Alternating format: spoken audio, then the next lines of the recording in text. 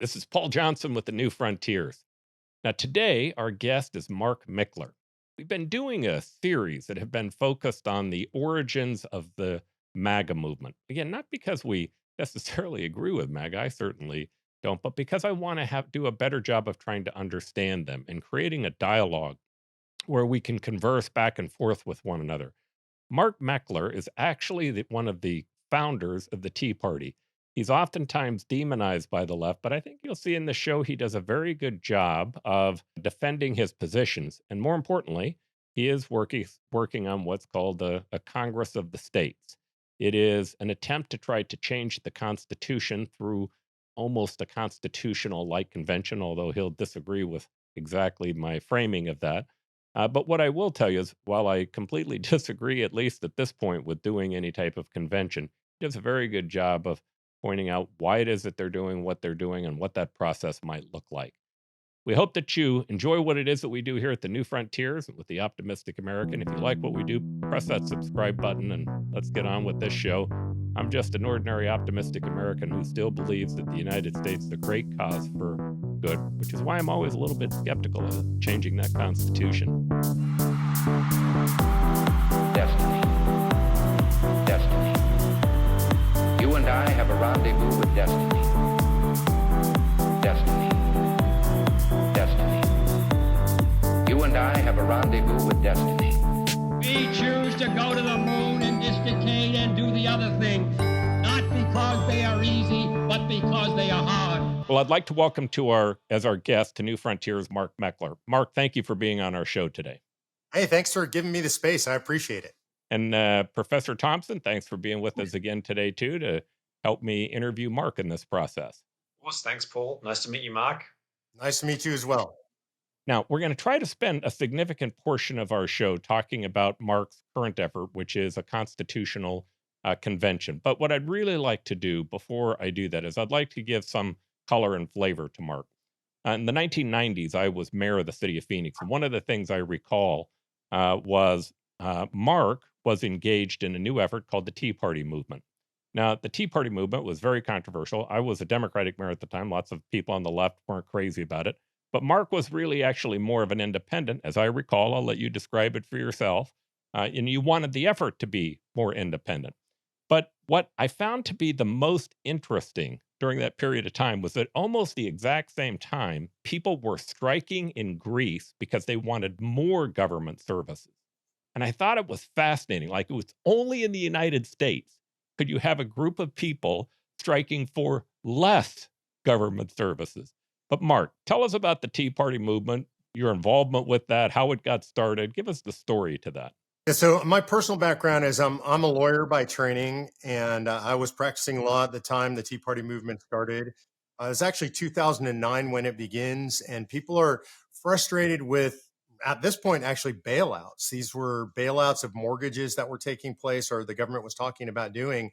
And a lot of people thought, well, that's really weird. I pay my mortgage. I haven't gotten upside down. I haven't gotten a second mortgage to buy a second house or a boat or something. And now you're going to tax me to pay somebody's mortgage. You got in trouble. And that was really, most people don't realize this is kind of the genesis of the thing. There was a financial reporter by the name of Rick Santelli. He was on the floor of the Chicago Mercantile. He objected to this. He called for what he said was a new American Tea Party. He wasn't really trying to start anything. And Santelli is known for these rants anyway, these political rants. But a bunch of us online saw that. Rush Limbaugh promoted it, so it was widely promoted on the right. And we said, well, we should do something with this energy. There's obviously millions of people who are frustrated right now. And the energy came out of the George Bush administration and into the Obama administration. It was a frustration with government as usual and the bailouts in specific. I got involved because that was me. I wasn't politically active. I had voted. I'd never been engaged in politics, really. But I was furious that government was talking about just spending more money. Like, the solution to every problem was never efficiency. It was never reform. It was always just more money. And I believe in a limited government. I believe in fiscal responsibility and fidelity to the U.S. Constitution. And those were the tenets around which the Tea Party movement was formed. All right. And what I find to be funny about this is that, in my mind, that was happening during the time of being mayor, which just shows you what happens too when you're 65 years old. But but nonetheless, I have all the story correct, other than where I was. Henry. Mark, what was the relationship between the Tea Party and the Republican Party? Because the Tea Party is seen as a sort of a precursor to the populist movement on the right, but it seems like the relationship to the Republican Party of the Tea Party was a little different to, Trump's supporters in the Republican Party today. I actually think it's pretty similar. It was hostile. And this is the funny thing that people didn't realize about the Tea Party movement. See, the left tried to vilify the Tea Party movement because it was dangerous to the left. And this is how politics works. I'm not even criticizing them for that. And the right, I would say that the Republican Party at the time tried to co-opt it, and they needed to because there was no energy in the Republican Party at this point. So the energy was the Tea Party movement. So then you have both sides of the traditional political divide trying to use it for their own purposes. One, to stoke fear and division on the left, and on the right, they're saying, well, we're all Tea Party folks. And they weren't Tea Party folks. And in fact, what would happen is we would regularly get calls from legislators or people who are running for legislature saying, we want you to endorse us. And our position was, well, we don't endorse politicians. If you're welcome to endorse us. And the caution that I would always give them, professors, I would say, just remember, if you endorse us, it's like a magnifying glass. We're going to watch you very closely. You're going to be visible in bold relief, but a magnifying glass can also burn you. And that's what will happen if you say you're a Tea Party person and you don't live up to those principles. So we were very separate from the Republican Party. There were some splinter groups that tried to claim they were Tea Party that did endorsements. But on the whole, we didn't do endorsements. We weren't part of the Republican Party. And the primary impetus for the movement was actually to hold the Republican Party accountable. So I think in that way, it is very similar to the MAGA movement. And what happened at the Tea Party movement? Give me kind of is it still around? Did it end its operations? What took place? Well, I would argue that there were some very big successes and some failures. The big success was in 2010. We elected the largest swing class in the history of modern American politics since 1938. It was a huge swing between parties. The failure was that there was no change in Washington, D.C. But all these people that came into Congress, all these millions of activists that we motivated and trained, a lot of them stayed engaged in politics. I would argue that any political movement that continues to exist over a very long period of time, I mean by that decades, is likely a failure. And it's likely to become the antithesis of what it was intended to be. Because the goal in a political movement, and I've studied them throughout history now since leading a couple of them, the goal is to influence the political system. And you can't do that strictly from outside. What happens is people come out of the movement, they run for office locally, maybe school board, city council, they run for state election, maybe statewide election, and up into Congress. And if you look in Congress right now, you will find people from the Tea Party movement throughout Congress. I mean, if you look at a guy like Marco Rubio, Rand Paul, Mike Lee, all of these folks are Tea Party folks. And I would argue that President Trump's election, and you made this connection, was sort of the end of the tail of the Tea Party movement. Almost everybody that ran against him in the first election, almost everybody, were Tea Party folks. They came up during the Tea Party movement. So I would say then that morphs into something new. I don't want to take credit for that, which is the MAGA movement. But I think President Trump is sort of that tail end of the Tea Party movement. All right. What you can take credit for, I think, is this new concept that you've been working on, the Constitutional Convention. If you would, give us some background and flavor to what you're doing on that. Sure. I want to back up one step because language really matters. I'm a lawyer and being precise is important. It's not a constitutional convention that we're calling for. And this is an important distinction legally. A constitutional convention in legal parlance is what's called a plenipotentiary convention. And that means all powerful. It starts from scratch. There's no ground rules. You're going to draft a constitution. Everything's on the table. And that is a constitutional convention. And some people use that language around what we're doing. Sometimes it's just a mistake. Sometimes people use it to try and impugn what we're doing and imply a dangerousness that doesn't exist. So it is called an Article 5 amending convention or a convention for proposing amendments. That language has been used since the very beginning of the country, going as far back as Virginia calling for these things. And so we're calling for an Article 5 amending convention. The reason for this, for me personally, was coming out of the Tea Party movement. I realized that we had elected all these people, And I thought they all stood for the things that I stood for, and then nothing changed in Washington, D.C. So the question for me as an inquisitive person is why? Like, how could you have an election that's that huge of a swing election? No spending gets cut. Nobody's sticking to the Constitution. People are still impinging, in my opinion, too much on free market economy. Why did that happen? And I was blessed to be introduced to a guy by the name of Mike Ferris. And Mike is the founder of the homeschool movement in America. He founded Patrick Henry College in Virginia.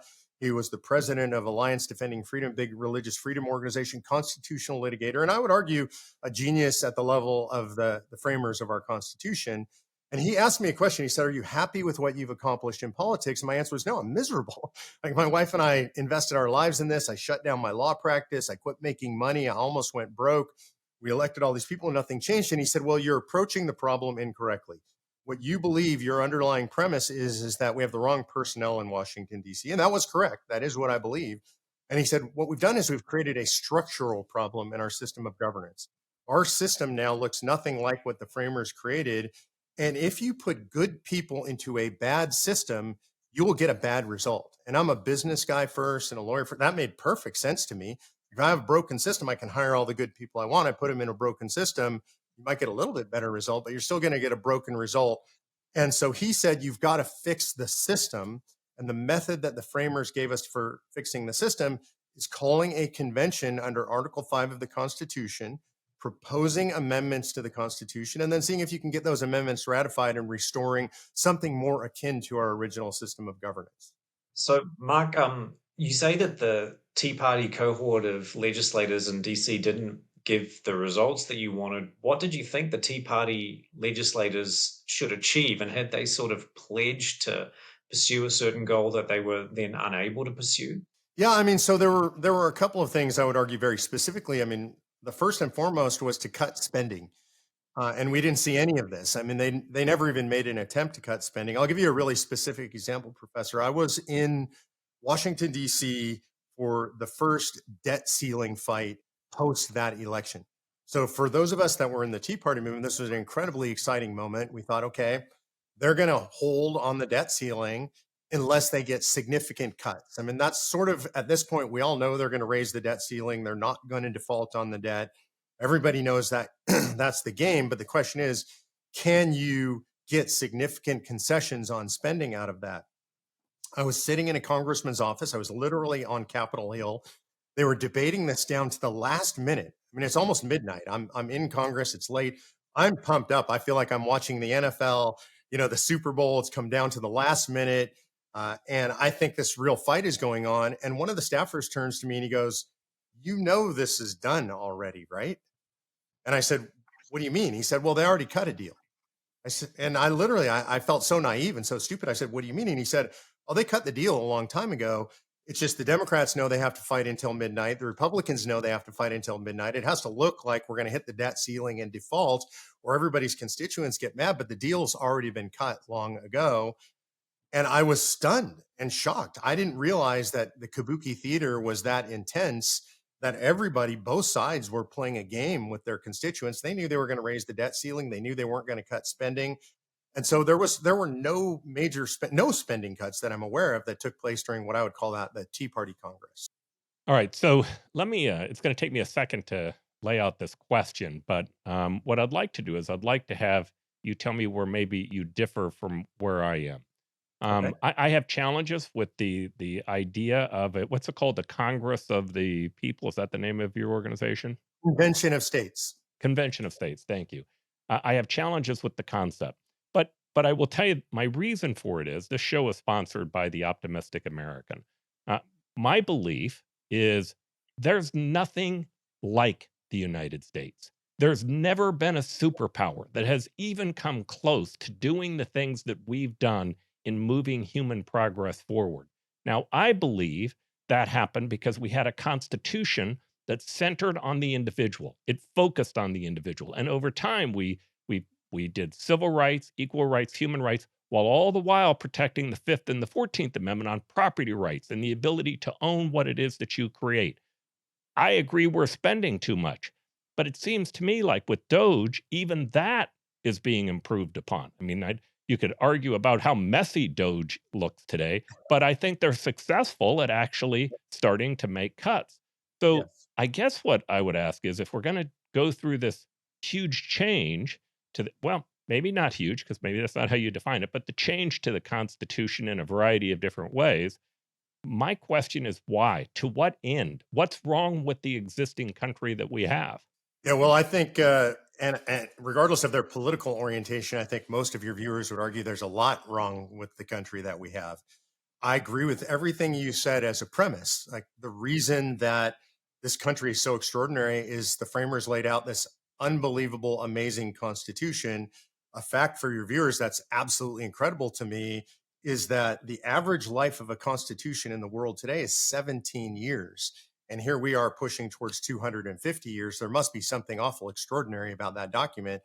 I don't think that's chance. I think it's the document. But we have changed that document fundamentally. And most people don't even realize this. When we're having a discussion about the Constitution, what we generally think of in our mind is, a pocket constitution. A lot of my conservative friends carry those around, or even the parchment constitution, roughly 4 pages. I'm going to give you a visual aid here. If you order from the government publishing office the United States Constitution, this is what they'll send you. This document says Constitution of the United States of America Centennial Edition. It was produced in 2012. Ironically, they were supposed to have produced one every 10 years, but they said they didn't have enough money in 2022 to produce this thing. It's almost 3,000 pages. It weighs almost 10 pounds, and it contains every single case ever issued by the United States Supreme Court telling us what that pocket constitution means. And there's an underlying premise to that that's important. Either the framers of the Constitution were so ignorant, so stupid, so inarticulate that they drafted a document that takes 3,000 pages to explain, or the courts believe that you and I and the American public writ broadly are so stupid that we can't possibly understand what the Constitution means without 3,000 pages of explanation. There are a lot of things in that larger document right now that radically alter the structure of our system of governance. I'll give you one of the most important examples. In 1787, in the Constitution, they gave the government the right to regulate interstate commerce. Those are three simple words, seems easy enough. And that clause has been used to give the federal government the power to be involved in education, energy, healthcare, the environment, things that you cannot find anywhere in the text of the United States Constitution. In 1787, regulate interstate commerce means something, according to language of the time. Regulate doesn't mean regulations, because they don't understand regulations. They didn't have a federal register that's 80 or 100,000 pages. They didn't have all these regulations they lived under. What it means is to regularize. If you were to look it up in a dictionary in 1787, that's what it means, to smooth out.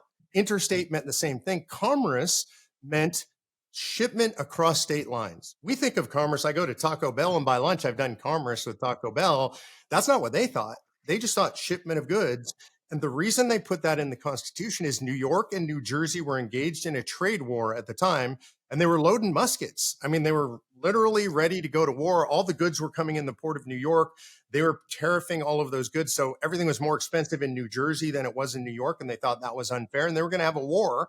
And so in that convention, they said, we can't do this. We just need to make sure Congress can smooth out interstate shipments between states. Today, that literally is the justification for all those departments I mentioned, probably 40 to 50% of the authority of the U.S. government from this interpretation of the Commerce Clause given to us by the courts. And if we want to limit government back to something that the framers intended, not necessarily exactly, but something more akin, the way to do that is to call a convention of states and to push back against an ever expansive Supreme Court interpretation of the federal government. I'd like to come back to all of these in a moment. I want to go through the ideas, but I'd like to go through the process and other items. Henry, you had a question, so go ahead. I think we're on the same page, Paul. I think maybe Mark could just walk us through the process by which the Constitution foresees amendments, because I have a lot of questions about how exactly this is supposed to work.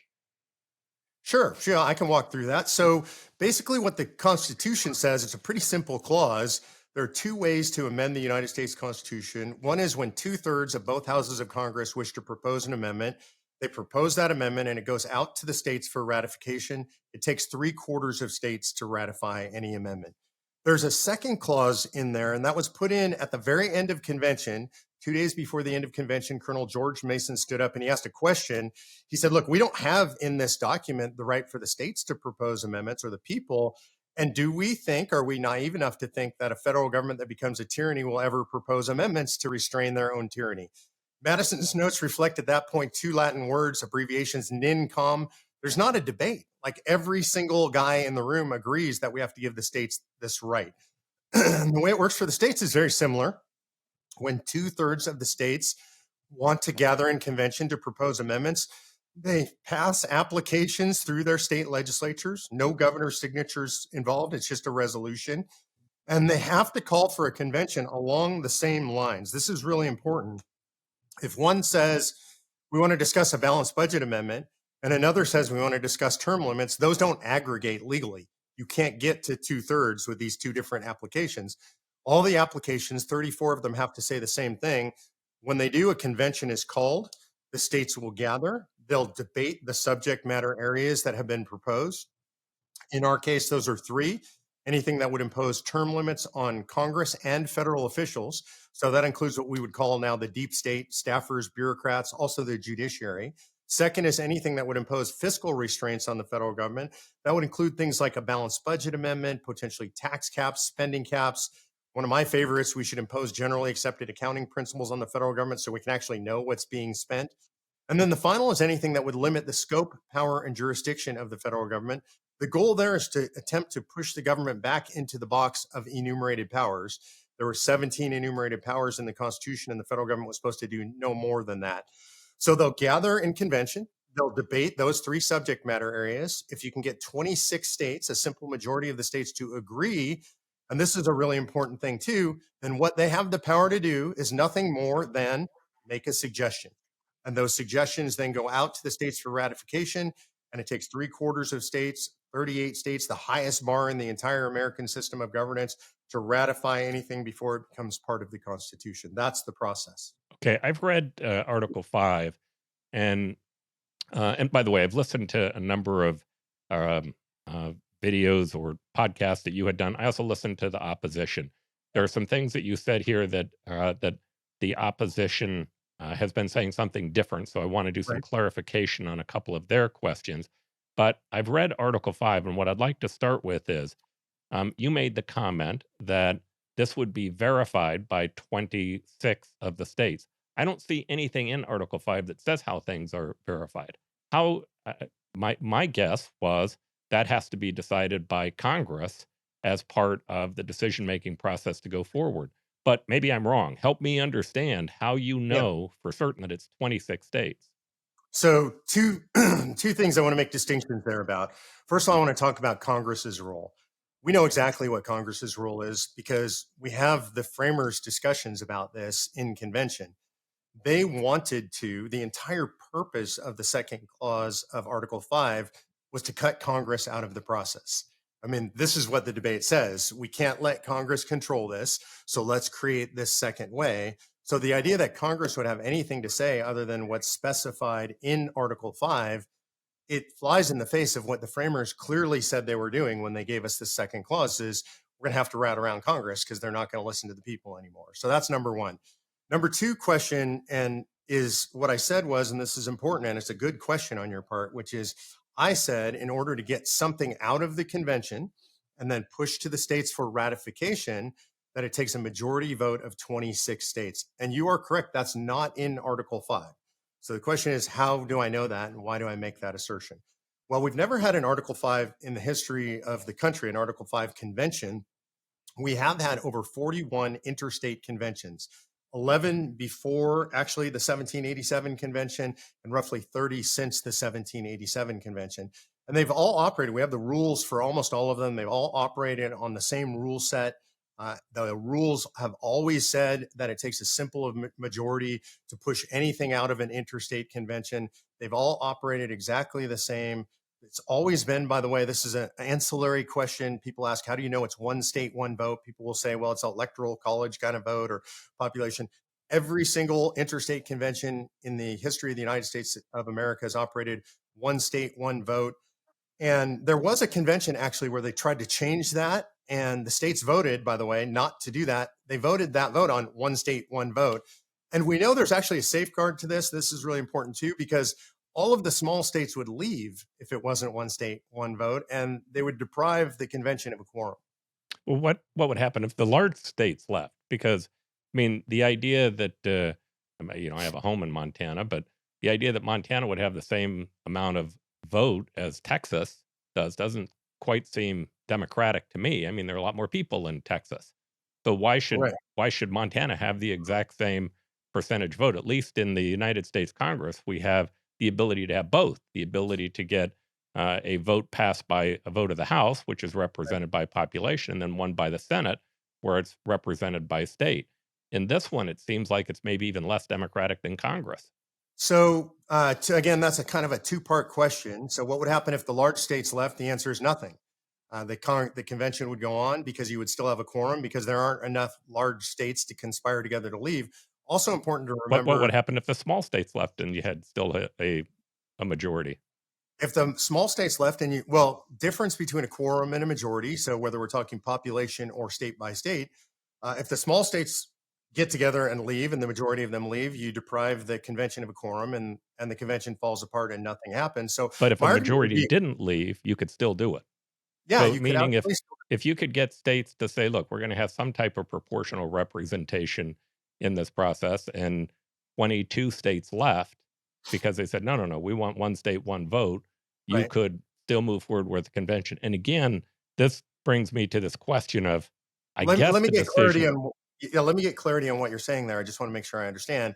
You're saying, in other words, if there were proportional representation as opposed to one vote, one state, you could still proceed. yeah, let me, uh, there are a couple of questions that are popping up in my head as this is happening. The first one is how the decision is actually made. And then the Right. second one is whether or not it's proportional voting versus one state, one rule vote. So what I'm Let me, playing out before as you go a on, scenario, let me address the proportional first, because you said something that I think is incredibly important, and it's important to our broader national political debate all the time. We're not a democracy. I don't care about democracy. Our framers hated democracy. They said that democracy was the worst possible form of government. They considered it mob rule and tyranny, and they built many things into our system to get away from the idea but of a pure democracy. And Mark, I one don't of want to be them, argumentative, but why did they create the House? why did they create the House? Because that was the great compromise, right? The compromise was to Right. create something that balanced it out. Well, part of the compromise of the Constitution itself is to create this right of states acting as sovereign entities to check the federal government. And this is important to understand. This is a convention of states. It's not a convention of people. Okay. It's not a convention of But let me get to my legislators. question Yeah, because we're going adrift, and I just want to. And by the way, I don't know the answer to this, yeah, so yeah. this is a No, genuine no problem. question. Yeah, So let's say that you go to the convention of states, and you gave me one answer, which was, hey, we've always voted with small states, and California says, the heck with it, I'm leaving. The answer is the convention would still move forward. Okay, makes correct. sense to me. Right. Um, if, on the other hand, 22 small states said, we're going to leave because we don't want a proportional vote, but then the convention still move forward? If 22 left, if you still had a quorum for the convention, which is a majority, and so under your math, you would have 28 states, absolutely the convention could still move forward. So your answer to the question, and this is my key, your answer to the question is it's decided not by the Supreme Court, it's not decided by Congress, it's decided by the convention itself and what a majority of states believe that they should have. Am I understanding that correctly? Yeah, yeah, I think that's Okay. correct. All Yeah. right, And Henry. so this is the one last thing, and then I'll go to your next question. This is important, and it sounds kind of funny. I don't mean to be flippant about this, but I am going to be a little bit flippant. I don't care. It doesn't matter. And the reason it doesn't matter is if you have a majority of states in convention and they propose an amendment and a bunch of states have gone home, it still takes 38 states to ratify whatever comes out of that convention. The convention has absolutely Mm, no authority to I do forgot about that. anything. Yeah, and so it's going to go out to the states, and you still got to get the three quarters of states, according to the Constitution, to ratify. So it wouldn't be good to have Right. 22 leave is the point, if you had any desire for Exactly. success. Okay, Right. Henry? Yeah, Mark, I think the shadow of the second stage, the 38 states, hangs over the first stage. Why should any states bother to get involved in a convention if, already 20 states say, we're not interested in this, we're going to vote down whatever they say? Why would they even bother setting up the initial convention for a start? It sounds like it would just be a talk shop, and probably they would not bother to even show up. Yeah. So, one, I don't think that's true. I think they're going to show up no matter what. I believe all 50 states are going to show up for the purpose of, if they're against what the convention is for the purpose of mucking it up. In fact, they should do that. That is precisely what they should do. If you're from, say, California, a very left-leaning state, and you don't like what the convention stands for, then you should show up and try and stop those amendments that you don't like from proceeding. And I believe, from talking to legislators, I've been doing this 11 years. I've been in 49 of 50 states.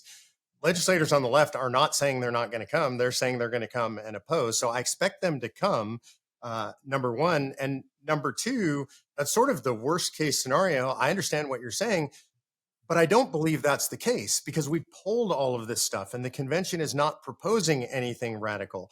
It's like what we're seeing with Doge right now. The vast majority of Americans support what's going on because they're rooting out waste, fraud, and abuse. And when you poll term limits, it's an 85% issue. And when you poll balancing the budget, it's an 85% issue. Those have been, by the way, for 30 to 35 years, those things have been consistently polled.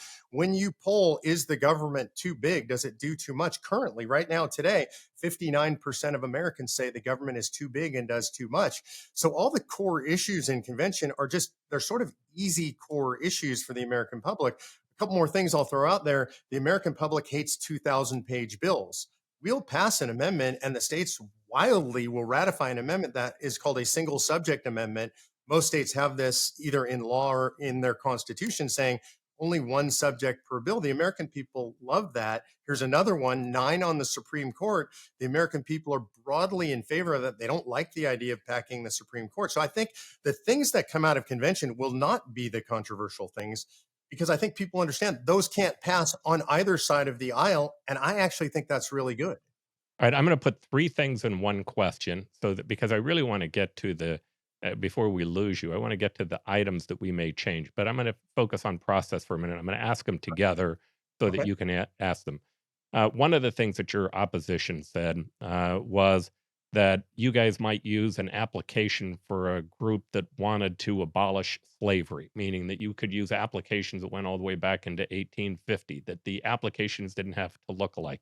You said something different on that, so I'd like you to clarify that for me. The second question I have is why, is it actually the legislature that selects the delegates? I get that they have to select whether to go into the effort or not, but I don't see anything in Article 5 that says how the delegates are selected by each state. And it would seem to me that the governor and the legislature might have a decision in that process. Or you might have an initiative by the people that says, no, that isn't what we want to have happen. I'd love to know your thinking on how the delegates are selected in each state. And actually, I'll leave it to those two, and then that will give us time to be able to move to some of the items that you're looking to change. Okay, so the first I'll start with the last on delegate, or the first was delegate selection, you said, right? And how are the Yes. delegates selected? So what we know from the Constitution is this is intended for the legislature. And the Constitution says the legislature makes application, and that means the legislature has control over the application. But I would argue that the governor actually has some say in how delegates are chosen. And it's not that that the governor will choose, but it will be by law and not resolution. And we know this. In fact, this is going on all over the country right now. We have something we call 34 Ready legislation, which is we're helping states pass legislation called Delegate Selection Acts. These are actual legislation. So it requires both houses to propose how they want to select their delegates. And it does require a governor's sign off on that because it's a law. And so that's how delegates will be chosen. It's a combination. It's not just the legislature. It will require both. Now, to go to the historical anomalies or the historical precedent of using other applications, I completely radically disagree with that. We're certainly not doing that. We believe It takes 34 clean applications that say exactly the same thing. Any application from the past, whether it's a year old or 150 years old, if it doesn't say the same thing as the application we're proposing, then legally it will not aggregate and it cannot be made part of the call for a convention of states in my opinion. Okay. And today you have 19 states that have approved this. And then how many states are you Correct. working on today?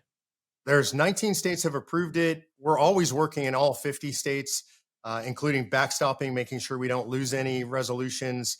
But I would say right now, super actively, probably in 6 states. 6 states. And we'll put a list up on the podcast so people can see which states. Henry, other questions on this, on process? Have you got any solely Democratic states to sign onto the project? And if not, why not?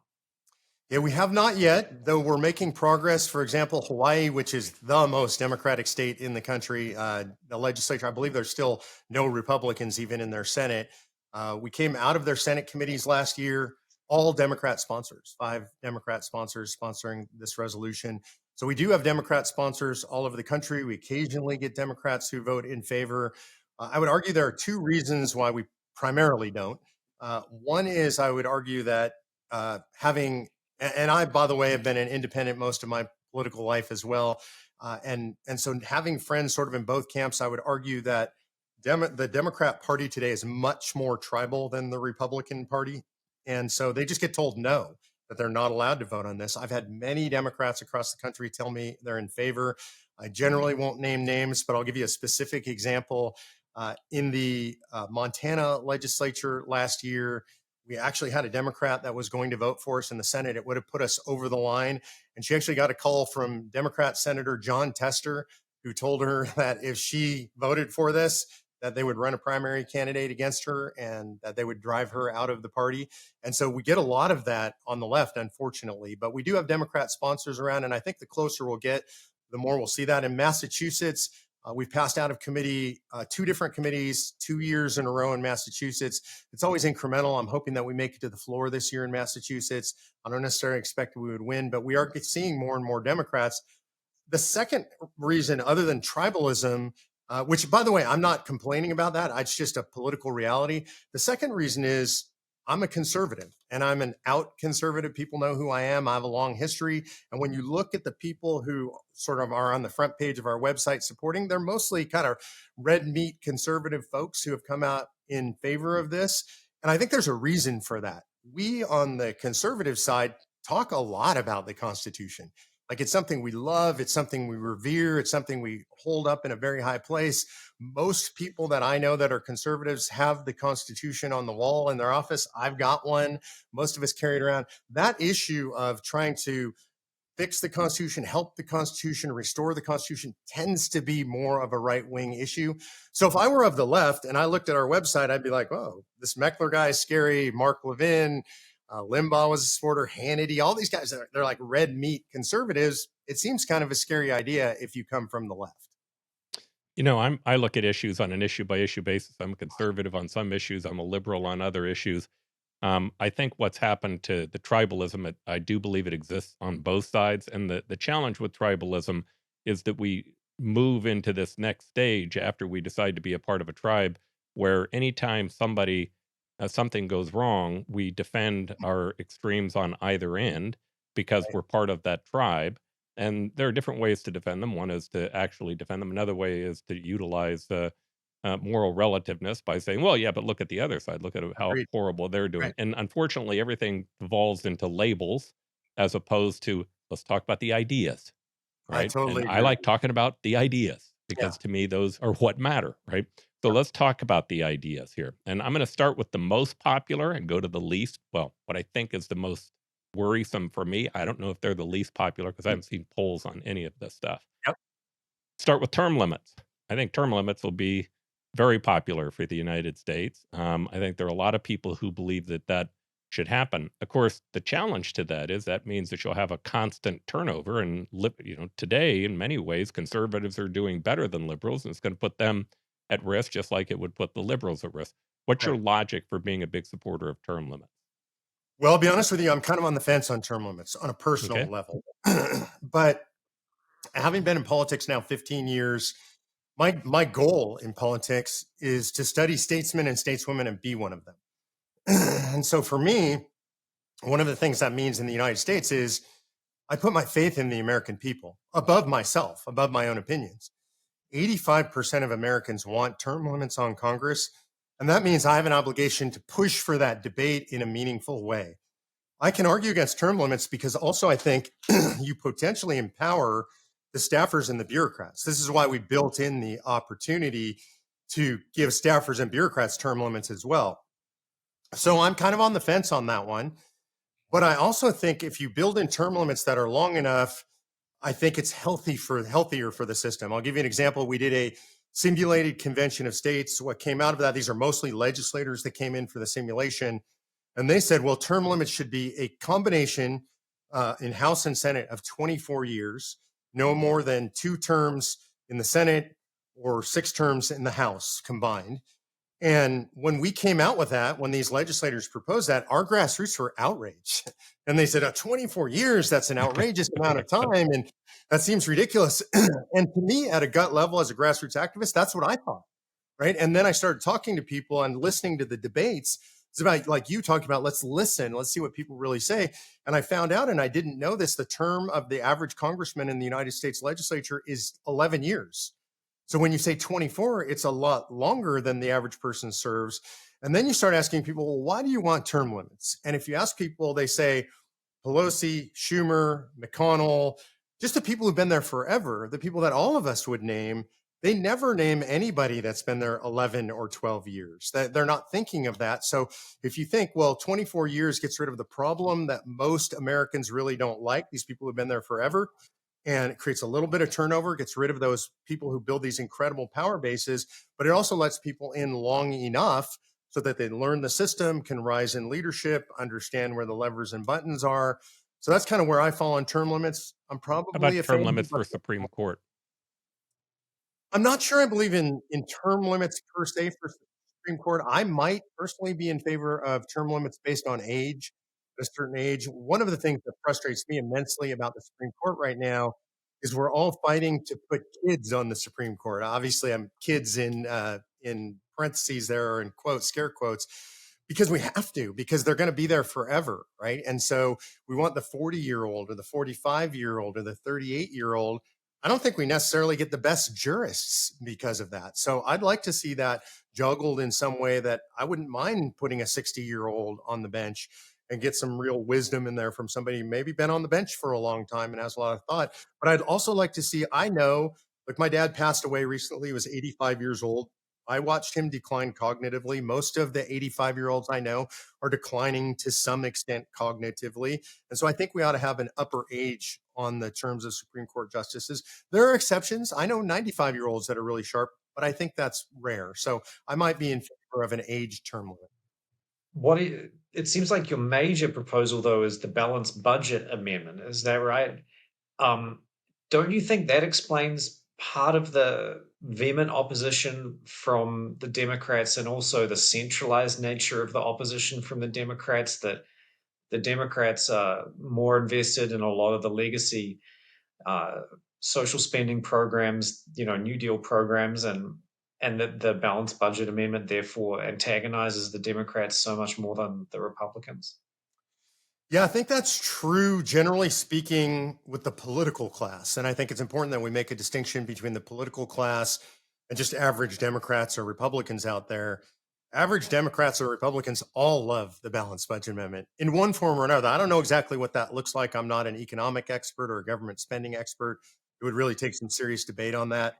But average people know that you can't spend more than you take in forever. That's impossible. At some point, that which has to end will end. I don't know when that is. I don't know if Doge pushes that back, how that all works out. But there is enthusiasm among the base on both sides.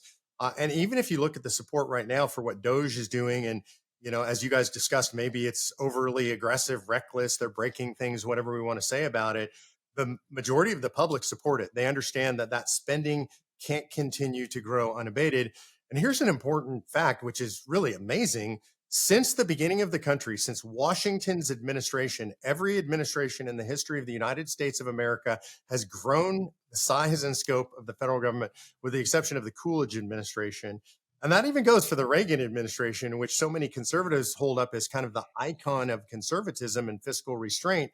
They grew the size and scope of the federal government. So most Americans just logically understand it's going to take an outside force to put a limiting factor on. All right, let's go to the Commerce Clause and maybe have a more or most robust discussion about that. And again, you're a lawyer, so maybe you can help us understand this a little bit. But the Commerce Clause has been tied to quite a few measures: clean water, clean air. It's also been tied to some civil rights issues.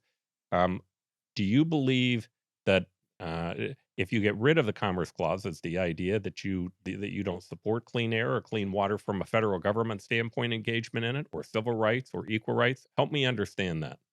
Yeah, a couple layers to that question are really important. I don't think we should get rid of the Commerce Clause. I think that's a Okay. bad idea, because what the federal government it was intended to play a role in is in the movement of goods, and I would argue today information across state lines. Information has become a good. It wasn't that way back in the founding. And so I believe that the federal government has a role to play in regulating this stuff. You know, we have interstate railways, we have interstate airways, we have interstate highways. There's all kinds of stuff that crosses state lines. And so the federal government has a role to play in some way in smoothing that stuff out. Again, I would go back to a more originalist interpretation, not in regulating it per se, but in making sure that they sort of moderate fights between the states on this kind of stuff. There's also something else that comes into play in that area that did not exist at the time of the framing of the Constitution, and that is interstate litigation in the federal courts. So there was no recourse between the states prior to the institution of the federal courts. If I was in California and I felt like Nevada was doing something to pollute my air, there was nothing I could do about that. And now we have recourse to the federal courts. States do sue each other all the time over things like downstream pollution or air pollution, stuff like that. So that recourse exists. So we don't need as much federal government power in that area as we once needed. But I do believe the federal government still has a role to play in that area. All right. And if you, I believe you guys have had mock-up conventions. I'd love to hear about the mock-up conventions, but I believe there were 6 or so items that came out of them. One of them, if I'm right, was that 26 states could overrule the federal government. So talk about that concept, and wouldn't that give that 26 states the ability to overrule the federal government on something like clean water or clean air? Yeah, we've had 2 simulated conventions, and one was just last year in Williamsburg, Virginia. The other one was back in 2019, I think it was 2018. And I don't remember exactly what the threshold number was. On a personal level, I think 26 states, a simple majority would be too easy. Like, I don't think 26 states should be able to overrule the federal government on anything. I'm more of a 2/3 kind of a guy, and that protection is built into the Constitution. What you want to see if you have the states pushing back against the federal government is you want to see a significant majority of the states, in my opinion, they're saying, well, hold on a second, the federal government's gone too far. And so my personal threshold, I'd probably shoot for a 2/3 or more margin for the states to be able to push back against the federal government. In that case, yeah, I think it's entirely appropriate because the federal government was created by the states. Most of the authority was supposed to remain in the states. That was very clear in the 10th Amendment, as if it wasn't clear enough in the Constitution, which lays out 17 enumerated powers. 10th Amendment said those powers and no more, and anything not prohibited to the states belongs to the states and the people. And we've flipped that pyramid on its head. So I think it's time to return the majority of power to the states. And I also think this is important, especially on this program, I would say, because I think one of the biggest problems we have in America right now, and the reason we're so tribal, is I think we have to be. So much stuff is being divided or decided in Washington, D.C. at such a high level that was supposed to be decided in the states that we have to care and we have to fight. Every Supreme Court justice matters because they're making massive decisions that affect all of us. Every presidential election matters because the president wields so much executive authority now. Every congressional fight, it seems like, is now a national fight because the majority in Congress matters so much. Imagine just a thought experiment, if you would, if we took, say, I'm just randomly choosing a number, 50% of the power left the federal government and went back to the states, then what's happening in Washington, D.C. wouldn't matter near as much. and we could work these things out with our neighbors in our own states. Um, Mark, cast your mind back if you can. Imagine you're in the 1940s when the Democrats have just won the Second World War. The New Deal is widely viewed as having resolved the Great Depression, and the Democratic Party has a almost complete political hegemony across swathes of the United States. It seems to me that the sort of process that you're proposing would mean that in a time like that, the Democrats would have reformed the Constitution. And instead of having a balanced budget in there, they would have had some of their New Deal priorities. Like, for example, instead of a balanced budget, you might have had a full employment guarantee, right? And the Constitution that every single American has the right to employment, or some sort of a minimum income amendment to the Constitution. It's absolutely plausible that the Democrats could have done that in the 40s or 50s in the same way that you and conservatives would like to do it and today, when the Republicans, by a political moment, happen to have control at the state level of more states than the Democrats. Don't you think that this kind of illustrates the danger of this sort of a proposition, and also why America has not had this sort of a process in the past, which is these sorts of violent swings in the constitution of the country from one side to the other can be really destructive and reshaping the country and driving out investment, making people's life decisions very difficult. And in fact, would you think that the Constitutional Convention could reduce the size of the federal government, but a very similar Constitutional Convention at a different moment in time could have massively expanded it? You just made my argument. So I agree with you completely, is what I would say. We have had this in the Constitution since the very beginning. There have been over 400 applications for a convention through every era of American politics, literally from the very beginning. The reason that we have the Bill of Rights is a bunch of states pushed for a convention, and the government realized, okay, we have to do what we said we were going to do. The reason we have the 17th Amendment in the Constitution, direct election of senators, is 2 times the states made a push for convention, and the federal government reacted to that push and did what the people wanted. This is a mechanism that has worked beautifully and perfectly over the history of our country. What you just described is why this mechanism is so good. It's very difficult. It takes many years. It requires the building of a national consensus through 2/3 of the legislatures over, I've been doing this 11 years, really hard. And so what this process actually does is it prevents the radical swings. In other words, if you could do this in a year or two, which you can't, it's not physically possible, I'd be worried about the radical swings because it takes millions of people and 2/3 of the legislature. That is a tempering effect on the process. And I think the example you just gave proved that. They would have absolutely done that in the 1940s if they thought they could have. They couldn't have. They didn't have the time. They didn't have the support in enough states, so they didn't do it.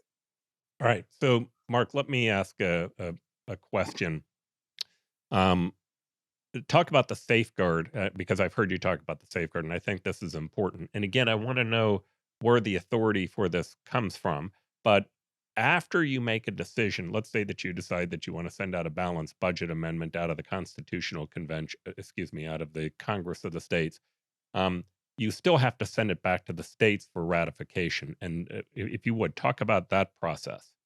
Sure. So the Constitution says that Congress gets to name the date and time of the convention, and then they get to name the mode of ratification. And the Constitution provides for 2 different modes. One is state ratifying convention, which is not defined, and the other one is legislative ratification. So once something comes out of convention, it's a suggestion. Congress will send that to the states and tell them how they want them to try to ratify that. And then it takes 38 states. And here's the challenge I would give to you and any of your viewers that are concerned about this process. Look at the application, come up with an amendment that concerns you that you wouldn't like to see, and then make a list of the 38 states that will ratify that. I've spent an immense amount of hours. I've hired law professors to do this. On neither side, really, can we find anything. For example, the left fears what they call a right to life amendment, what the right calls a right to life amendment, and making abortion illegal in the Constitution. I personally am in favor of that. You couldn't find 38 states or even close that would ratify that today. People on the right fear an amendment doing away with the Second Amendment. Go through the list. You have 29 states that have constitutional carry, 24 allow you to carry your handgun in the legislature, 14 allow you to carry an AR in the legislature. You can't find 38 states that would ratify that. And you could go down the list. It's going to take very mainstream accepted amendments that poll very popularly to get 38 states. So I'm not worried about anything on either side of the aisle that people might think is radical becoming part of the Constitution. So if that is, in fact, the process, tell me, let's just say you only got to 25 states or 26 states. Why couldn't you hold a convention, maybe not one that's been ratified by through the process of the Constitution, but just a convention and say, okay, we've got a balanced budget amendment and we'd like to send this back to the states and ask the states to take a look at it. And if you had control over Congress, but if Congress agreed with you, they could agree to send that back to them also. I'm not altogether sure that we've utilized the process of constitutional amendment as well as we might have in the past. There's this sense you can't get it done anymore. It's impossible. But Right. you're still going to have to go through the process, even after you have a Congress of the That's states, correct. to be able to get an item ratified. Your Right. thoughts on So, that? yeah, the process you proposed it would be litigated and it would be found not constitutional because remember that the process says that 2/3 of states have to agree to meet in advance and they have to pass what are called applications or calls from their states. And so if you don't have 2/3 of the states do that, then Congress is not going to send out those amendments. And if Congress tried to do that, that would be litigated and it would be found to be unconstitutional because you hadn't met the constitutional threshold. All right. I promised to keep you for an hour, but if I would, let me just ask like one last question, and that is your own personal motivation for this. I've listened to you. I know that you're a person of faith. I find this interesting. You have a Christian wife, and you were Jewish who became Christian. I'm Christian. My wife is Jewish. We'll see if either one of us talk the other side We into can talk anything. off air about that. It was quite a journey. But I would like to know: did your faith play into this, or do you try to keep your political beliefs and your religious beliefs separate? Yeah, I don't believe that you can separate those things. Mhm. And if I was an English major, I'm a lawyer. Language matters a lot to me, and this is how human beings express themselves. If you look at the Greek root word for politics, the way it's defined is how we organize groups of people to influence other people. That's what politics means. If you look at the root word for religion, it's how we organize ourselves around a set of moral principles. So for me, as a person of faith, the question is, how do you do politics without reference to a set of moral principles? And I struggle to understand how, if you're not a person of faith, where do those principles come from? By the way, I was an atheist for most of my life or an agnostic. So I had a set of moral principles, but one of the things that brought me to faith, this is a whole different discussion, is, well, on what are those anchored? And I would talk to people and they're like, well, why isn't that just moral relativism? You're just saying just because you believe that's what's right, that's what's right. And I really struggled with that. That's part of what brought me to faith. So I struggle to see how people do politics without faith. I'm trying to understand, well, how do you get to your bedrock moral principles? All right. Well, Mark, again, I promise to keep you for an hour. Here's what I will say. I'm not going to necessarily wish you luck on your proposal because I don't know that I like it yet, but I am going to wish you well in terms of the things that you're doing. I think it's so important for when Americans believe things that they get up and they try and they talk about it. And you are outstanding at being able to make your case in a civil, decent way, which is something that we need a lot more of in American politics, if you ask Yep. me. So, Mark, thank you for being on the New Frontiers program, and I appreciate all that you had to say. I wish we had more time with you. Maybe we'll come back We'll do and you it guys again. get a few more states and talk about it. Yeah, and thanks for all the great questions and the dialogue. I appreciate it. Thanks, Mark. And we stand today on the edge of a new frontier, the frontier of unknown opportunities and perils. It holds out the promise of more sacrifice instead of more security. The new frontier is here. You and I have a rendezvous with destiny. We'll preserve for our children this, the last best hope of man on earth, or we'll sentence them to take the last step into 1,000 years of darkness.